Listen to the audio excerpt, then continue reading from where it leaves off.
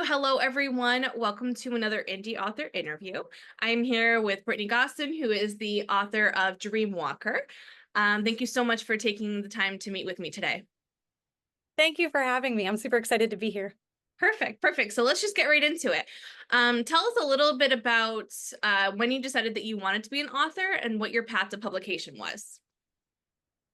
Um, so I have been writing since for as long as I can remember. So the very first book that I ever wrote, I was in kindergarten, and I wrote a book about a dinosaur that had no friends. And I distinctly remember having it in my hands, and I bound paper and taped it on the side, and I illustrated it and I wrote it. Um, and then I wrote in middle school. I wrote another book in middle school, wrote a book, and then again in high school, and then again when I was 20. The one that I was 20 that I wrote was an urban fantasy. And I don't think that that one will ever see the light of day, but it definitely taught me a lot. So I then decided to write Dreamwalker last November for NaNoWriMo.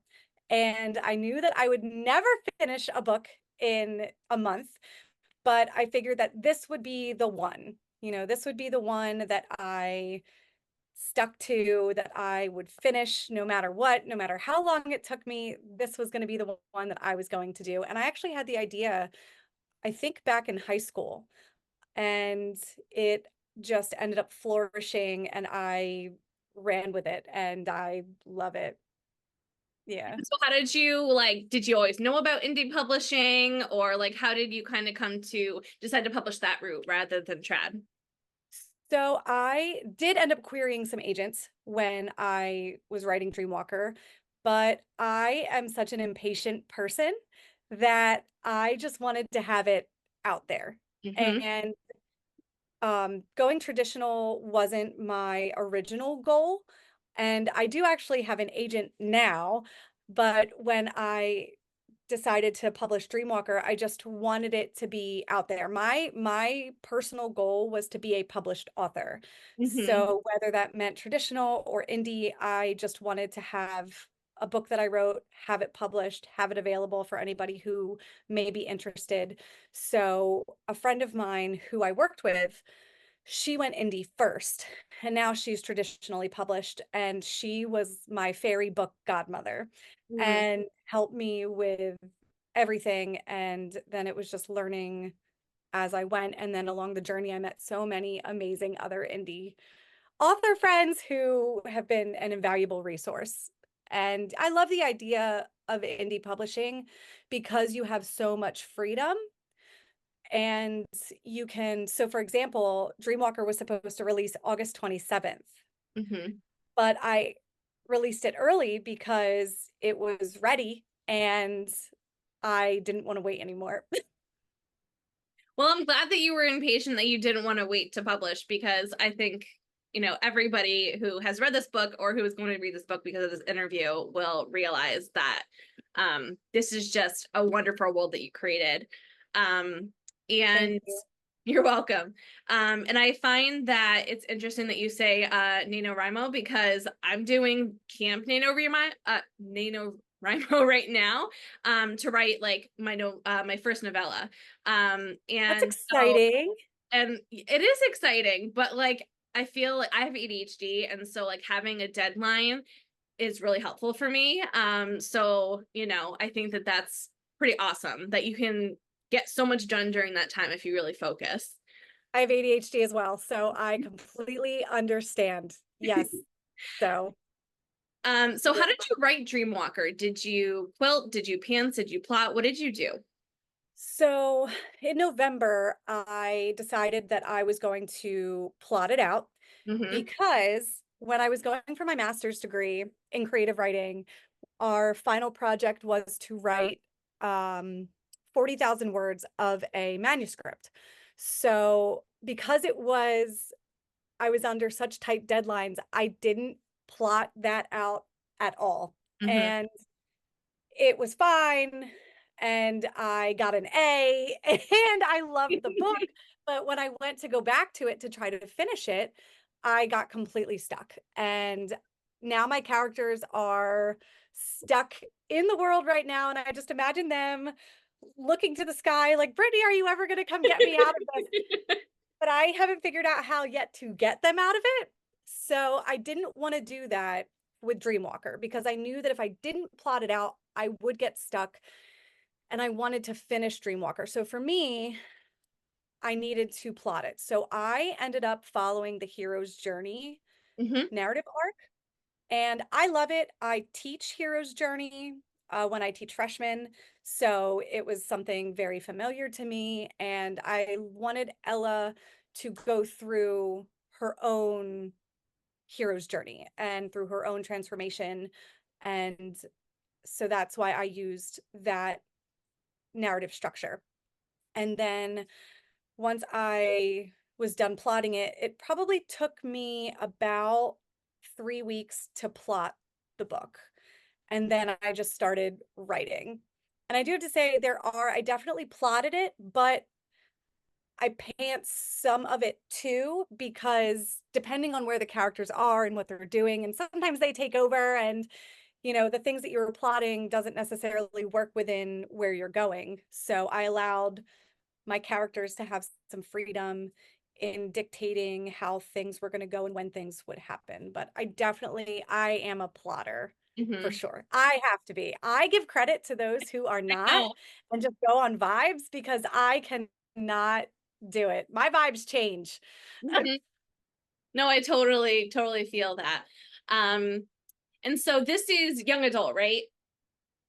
Yes. So I used to read like only young adult, and then like once I joined Book Talk, like I discovered adult, and so like I think that this felt like the upper way, like Yes. any Yeah. sort of thing. So it felt Mhm. kind of similar. But what do you enjoy most about writing in fantasy? Oh, I I love creating new worlds. I do. I read for escape.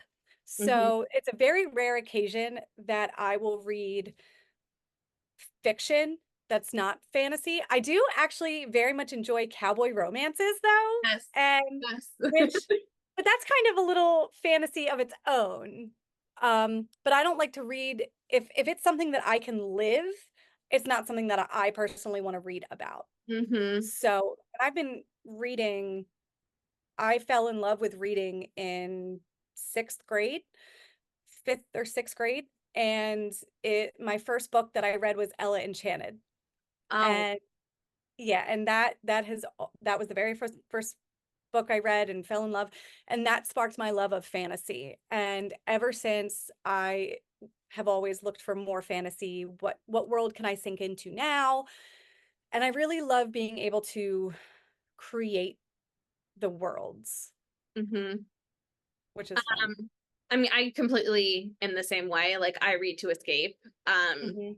And I just give yourself and so many fantasy authors credit because it's really hard to create like a whole world from scratch. Like Yeah. there's magic systems and there's all the different characters and the different, countries or worlds and all that stuff.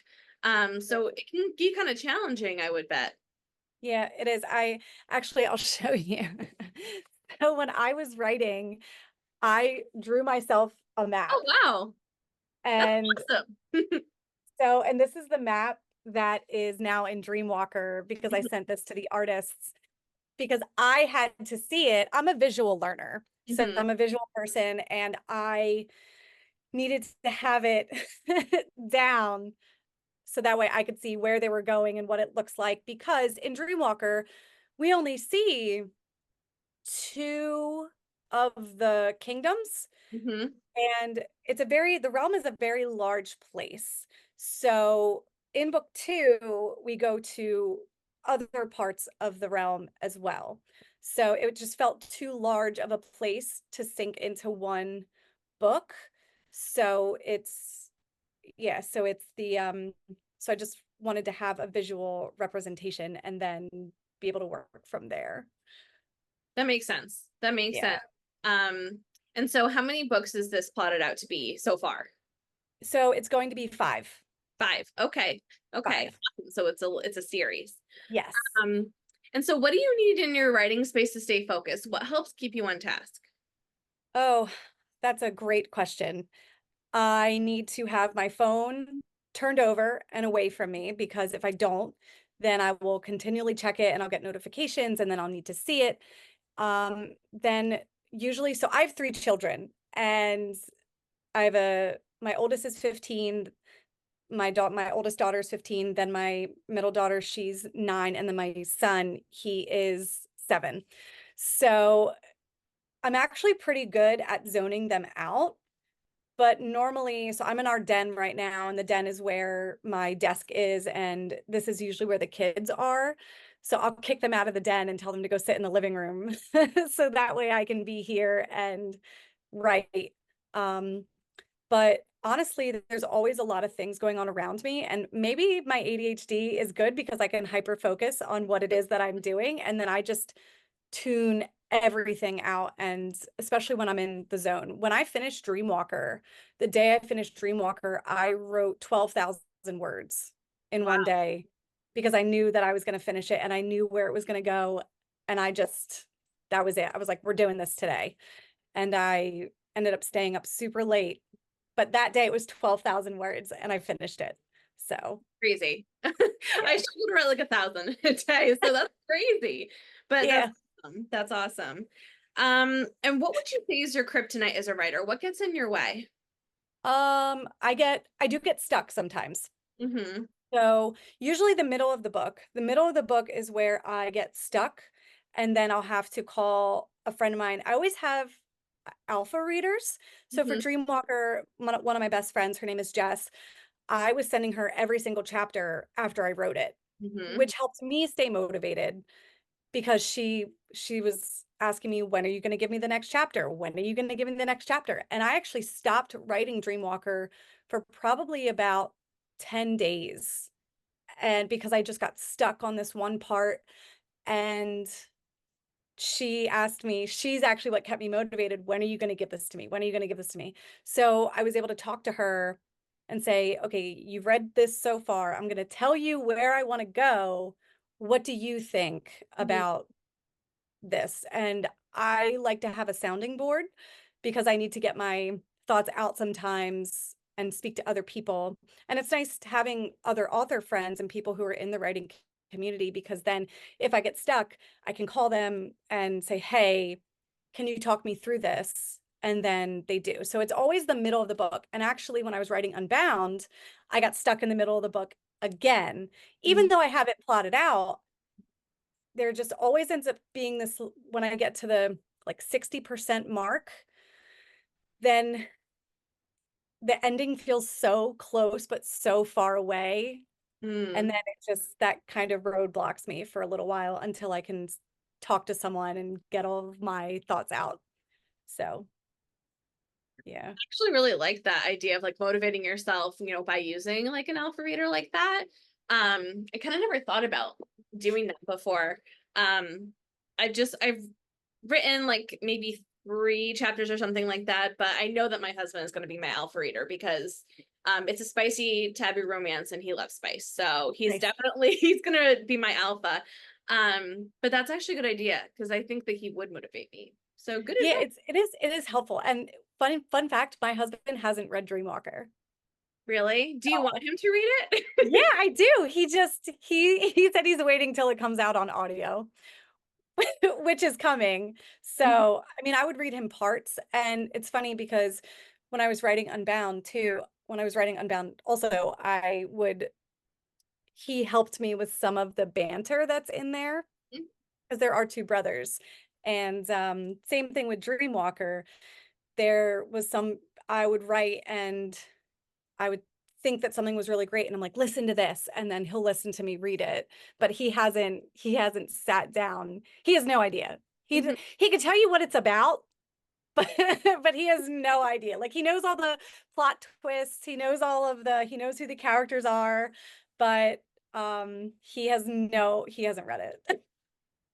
I mean, audiobook definitely. I mean, I listen to audiobooks So do pretty I. all day. Yeah. doing other kind of menial tasks. So I don't blame him. I don't blame him. Um, Yeah. all right, so let's get into talking about Dreamwalker itself. Sure. So if you had to describe Dreamwalker in one sentence or less, what is that sentence?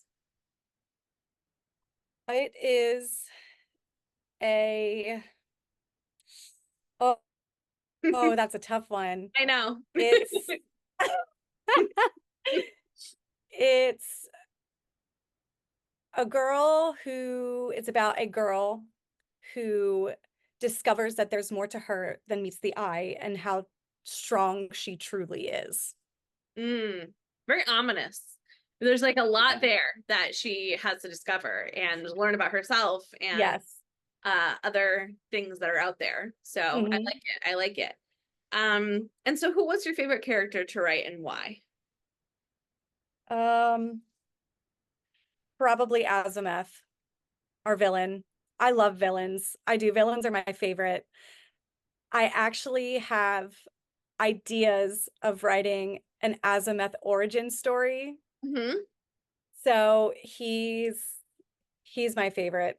He has a lot of there's a lot going on inside of him. And he's a lot deeper than just simply a bad guy. Hmm. And I like that. I like that a lot. And I mean, there were certain parts, I don't want to put any spoilers, but there were, certain parts I was like, okay, I didn't see that coming, which I love. But also like I love a villain that you love to hate, like that sort of thing. And like having like love-hate relationships. Yeah. So I kind of feel that way with Yeah. that character. And on the flip side, what was the most challenging part of writing Dreamwalker and why? Um, the most challenging part was the character relationships Mm-hmm. for me because it is a love triangle. Mm-hmm. And I want I want readers to feel torn between who they want Ella to be with. So that was difficult because with my writing, Dreamwalker first draft was probably 75,000 words. Mm-hmm. And the final draft is about 95,000. And that was because I need to get the bones down first and then expand where I need it to be expanded. So I wrote it, and the original draft, the relationships were very quick and they needed to be expanded. And so I was constantly going back to my friend Jess, hey, what should I add for these two? What should I add for these two? And, because I really did want it to be kind of a Jacob Edward Mm-hmm. feeling. And um, so I wanted to make sure that that really came across. So that was a little bit challenging. I mean, I am kind of a sucker for love triangles, and I think it's interesting Me that you too. said Jacob and Edward because I mean, you do like both male main characters in this, right? Like you don't necessarily I mean, I didn't really know like which one that I liked more. Yeah. Obviously I figured out which one I liked more after a little bit. um but but yeah, I think that's very interesting about like evoking that emotion even from your reader. Not many books like make me like I don't want to say they don't make me feel things, but because I'm like a very like empathic and I feel things deeply, but I don't know, something about love triangles just like brings that out of me. Me too. Yeah, me too. I do love a good love triangle. I Mhm. do. And when it's well done, when it's well done. Yeah. And so I'm gonna ask your favorite quote, but you do have a quote that's on a lot of your merchandise. So I'm guessing that's probably your favorite quote. Yeah, it's don't let the nightmares win is always my go-to. Um, it's so pertinent for a lot of things, Mm-hmm. especially, for people who are overcoming obstacles and overcoming self-doubt. And I I like it because it can mean so much for so many people and for Ella because Ella has physical nightmares that she can't let win, but she also has her own internal demons that she battles. Mm-hmm. So I yeah. think it's a beautiful quote. I love it. I think that was, I mean, I think sometimes, and I've asked others this before, do you ever just be like, wow, like I wrote that and like it's literally like perfect, right? Like, do you ever feel that way about anything that you write or about that quote? So I actually have another quote that I do really love. And it's funny because I probably can't even, I'm not even going to be able to quote it verbatim, but it's the part where Ella is coming back from a training, and she says about another character that they're upset that she saved them. And she says that a man who can't accept help is the weak one. And Mm, I love that quote. I wrote that quote and I was like, oh, I was like, that's good. mhm, And because I really want Ella to be a strong female main character. And she does grow. She starts out, she starts out strong in her own way, but then grows into her true strength. And then you'll continue to see her growing and coming into who she is as we go in the series. mhm, mhm. I mean, I think that, like talking about, being relatable and applying to a lot of situations, I think that that's, you know, really, really profound. And unfortunately, sometimes we have gender roles and things like that. So I think that that's really great. Yeah. Um, and so sometimes when we write characters, obviously we imagine them with certain physical characteristics, but is there anybody that exists in the acting, actress, model world that you fan cast as your main characters or visualize them as? I actually really haven't, if I'm honest. I have an image in my head, and then that's it. Not necessarily a actor. My street team has come up with some really amazing fan casts, and they're awesome. My street team is amazing. And some of the fan casts that they've come up with, I'm like, oh my gosh, they're perfect.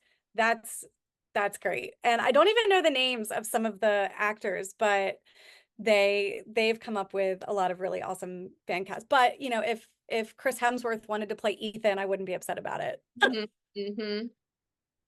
Do you ever kind of like think that, I mean, I think that that's really cool that, like your readers are thinking about that, and that sometimes you're just like, oh wow, like that actually is like a perfect fit. So it's kind of interesting. Like obviously like when you're in it, I think it's like more difficult to kind of see that. But then when someone's reading it, it's kind of cool to see who they think of and why Yeah, they think of that too. Because I think certain actors, like I'm trying to think, like Jeffrey Dean Morgan, like he just plays the bad guy pretty much in everything, right? So right. it's interesting, like if someone were to see one of your characters that you didn't necessarily intend, to be seen that way, to be like, oh no, like that's who I imagine it as. That must be kind of Yeah. Yeah, I love that too, that readers can imagine characters differently than I write them. But that's what's great about the imagination cool. is that, and that's what's great about books is that it is so subjective, and people get from it what they need and see it how they need to see it. And I think that's a beautiful thing. Mm. Me too. Me too. Yeah. So let's move on to the last part of the interview. It's just kind of some fun questions, things that I would want to know if I were getting to know somebody. So other than reading and writing, what are some things that you enjoy doing in your free time? So I am actually a professional bodybuilder. Oh, Yeah. I competed for about 6 years and got my pro card in the OCB, which is a natural organization. I stopped competing. I was supposed to compete this year, but my book took over, and I'm okay with that. But I am still affiliated with the organization and go and help at some of the shows, which is so much fun just to be back in that community, because the bodybuilding community is just as welcoming as the book community is. So it's cool because we're all like a little family. Um, and then we go to the beach a lot. We love the beach. We're like 30 minutes from the beach. So we try to go as often as we can. So it's but honestly, reading and writing have just completely taken over my life, but I wouldn't have it any other way. I was gonna say in the best way. in the Yeah. best way. And so let's talk about reading. So who are some authors or books that you would recommend?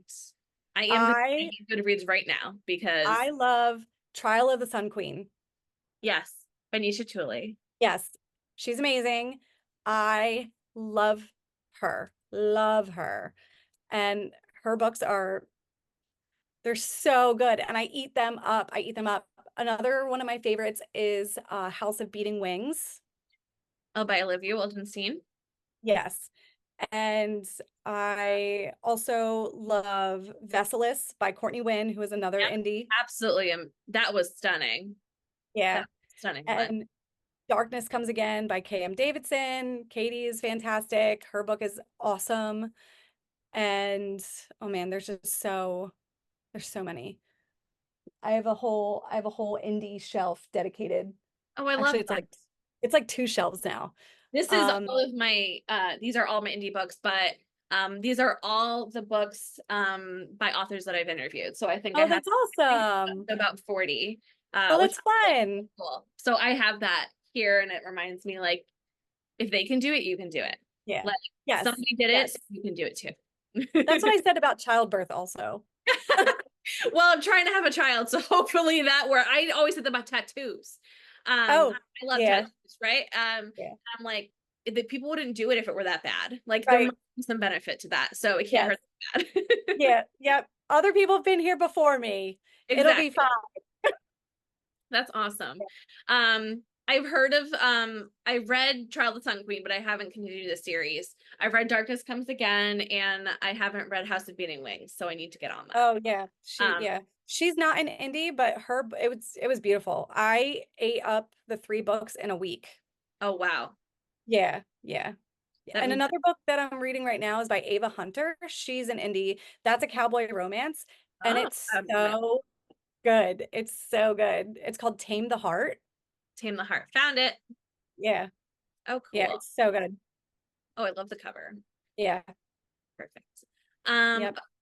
so if you had to give advice to an aspiring author or to a younger you, what would that advice be? It would be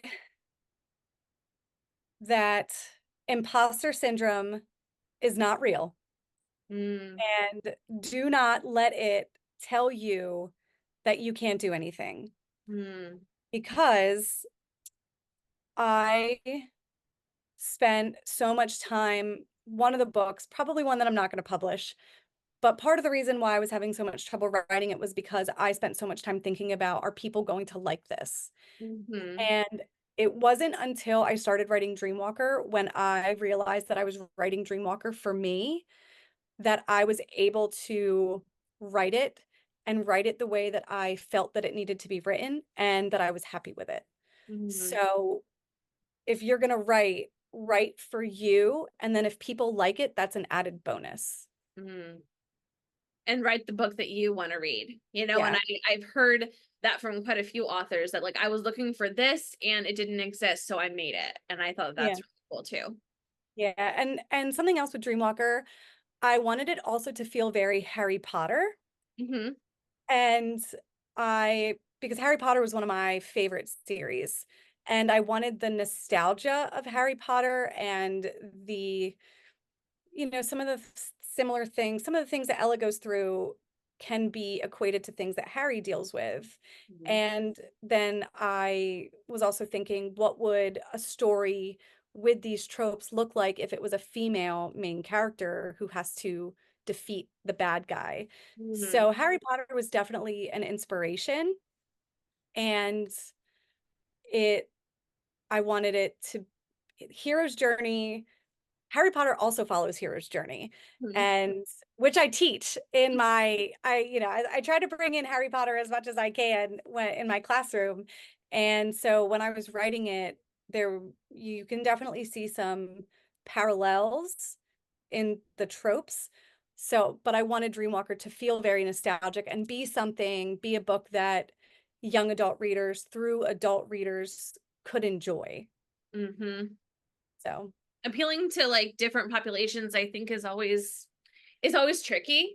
And when you say hero's journey, like I just think of Percy Jackson. Like I love Percy yeah, Jackson. I'm 30 years yeah, old and I will read it over and over again. And I'll Yeah. read Jordan's books. I don't care if they're, middle grade. Like that's what Yep. I Yeah. it, It's it feels, fun. yeah, it's fun and they're funny. They're very Yeah. funny. So do you listen to music while you write? Sometimes, if I do listen to music, it's instrumental Mm-hmm.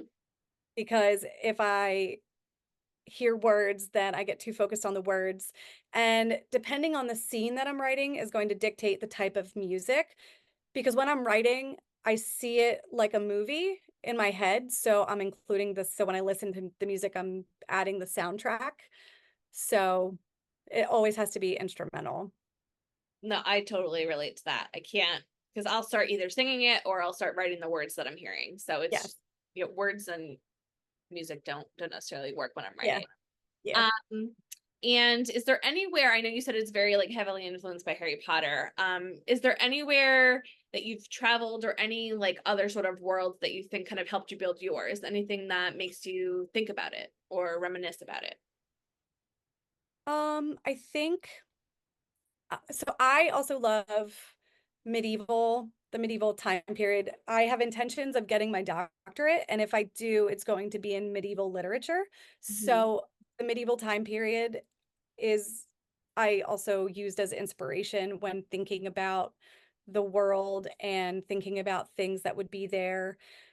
And so, I mean, medieval England is that's my favorite. If I could go back to a time period, it would be medieval England, which is crazy because there's no running water and no plumbing. But I but I would love Not it like go anyway. back, like I love the Tudors. Like I just find that whole era just very, very interesting. So Mhm. I totally relate to you. That Yeah. Yeah. awesome. And so do you have any upcoming events, signings, anywhere that we can meet you and get a signed copy? Oh my goodness. So I have so many things that I'm doing That's between this year and next awesome. year. Yeah, it is. It's very exciting. A little bit overwhelming, but I am so next year I'm going to Dallas, I'm going to Phoenix, I'm going to Chicago, I'm going to Ontario, I'm going to DC. I'll be in northern New Jersey. Um, this year in September, I'm going to Saratoga Springs, New York. And then in October, I'm going to Pittsburgh. Wow, you are doing a lot. Yeah. How do you kind of like what's like the application process for these sort of things? Like, do you apply? So, Like, does your agent do that for you? How does that work? so I applied. So I actually applied to all of these things before I got my agent. Ah, okay. And then it was a Google Doc, and then they would send me an email saying that I was accepted, and then you have to pay for the table, and which is, it's common. So then I would do that. And then I can also bring an assistant, which is nice because my PA is amazing. Her name is Carrie Markham, and she is awesome. And I need her. So she then then I'll talk to my PA, and then she'll put it on my Google Calendar because if I don't have a calendar, I have no idea what is going on. And there's a book club that is reading Dreamwalker, I believe, in February, and then I'll be meeting with the book club Whoa, in via Zoom in February. that's very cool. I really love Yeah, that. yeah, It it's kind of adds exciting. like another like layer to like book club, and like Yeah, to talk to the author that that you read the book about and like get to know like if you have questions about like what were they thinking when they wrote this or something like that. That's pretty cool. yeah, yeah. I'm excited. I think it's going to be a good time. And then in September, I have a signing at our local library. Oh, cool. Yeah. Yeah, Awesome. I actually we went there today, and my kids and I went, and my kids wanted to see my book on the shelf, but it was checked out. And I Awesome. know. I was like, "Oh my gosh, you made my day. I can't even believe it." So, yeah, that was cool. But yeah, we love libraries. We go now that my daughter went with school and she got a library card, now we're going all the time, which is fun because I can bring my laptop and they can Mhm. look for books and read, and so yeah. Free, but something that's so needed. I think that we need Yeah. in our libraries big time. And Yeah. um, and request indie books, that you like, authors that you like, or, to just get them on the shelves. I think Yeah. like whenever I see like the new, I'm usually gravitate to like the new releases or something like that where they, shelve everything new. And, I think it'd be really cool to have like an indie shelf or like a local author shelf or something like Yeah. that. It'd be pretty cool. Yeah. Yeah. Yeah, it is. Well, Brittany, thank you so much for taking time to chat with me today. If you have not read Dreamwalker, you absolutely need to pick it up. And then you also mentioned Unbound. So when does Unbound come out? When's that timeline? I'm not sure. It was Not tentative February, but that may be changing depending on certain things. So I'm not sure yet, but I am working on book 2 of Dreamwalker, and that's in the works. So it is coming. Well, we have so much to look forward to, and I'm sure many of these viewers will be going to hopefully at least one of the events that you'll be at. So, thank you so much, and I wish you the best of luck with your continued publishing journey. Thank you so much for having me. You're welcome.